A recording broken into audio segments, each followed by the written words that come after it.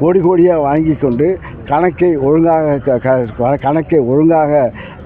Tax கட்டாதவர்களெல்லாம் இப்போ வந்து இது தீய சக்திங்கிறது சொல்லுகின்ற கோமாளின்னு சொல்லலாம். படம் எல்லா படமும் ஃப்ளாப் ஆகாதெல்லாம் ஃப்ளாப்பான படம்லாம் நடித்தவெல்லாம் இப்போ சினிமாவில் வந்து இப்போலாம் முக்கால்வாசி ஃப்ளாப்பு தான். இதுவும் செட்டிங்.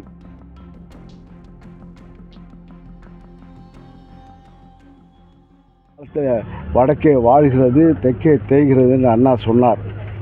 அந்த கோஷத்தை வைத்து தான் ஆட்சியை ஆரம்பித்து இன்றைய தினம் தெற்கே வாழ்கிறது வடக்கே என்ன போகுது நீங்கள் தான் சொல்லணும். இன்றைய தினம் வடநாட்டில் உள்ளவங்களாம் இப்போ வந்து தமிழ்நாட்டில் வந்து தொழிலாளிகள் ஆக இருக்கின்றார்கள். வடநாட்டவர்கள் இன்றைய தமிழ்நாட்டில் தொழிலாளியாக வந்து இருக்கிறார்கள்.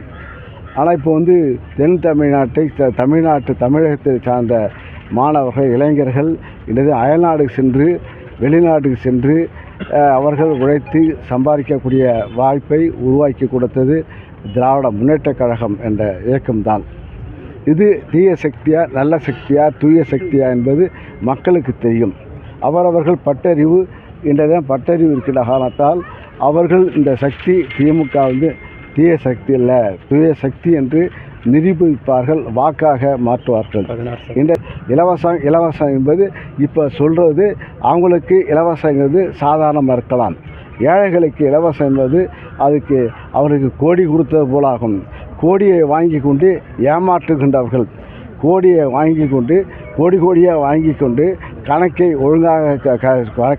ஒழுங்காக டாக்ஸ் கட்டாதவர்களெல்லாம் இப்போ வந்து இது தீய சக்திங்கிறது சொல்லுகின்ற கோமாளின்னு சொல்லலாம்.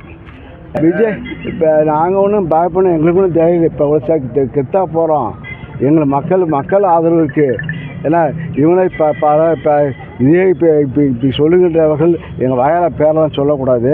ஏனென்றால் அதெல்லாம் பிளாக்கில் இன்னும் சொல்ல போனால் ஒயிட்டாக பிளாக்காக என்பது அவங்க பிளாக்கில் எவ்வளோ இப்போ கட்டுறாங்க, இப்போ ஒயிட்டில் எவ்வளோ வாங்குறாங்க அவங்களும் மக்களுக்கு தெரியும்.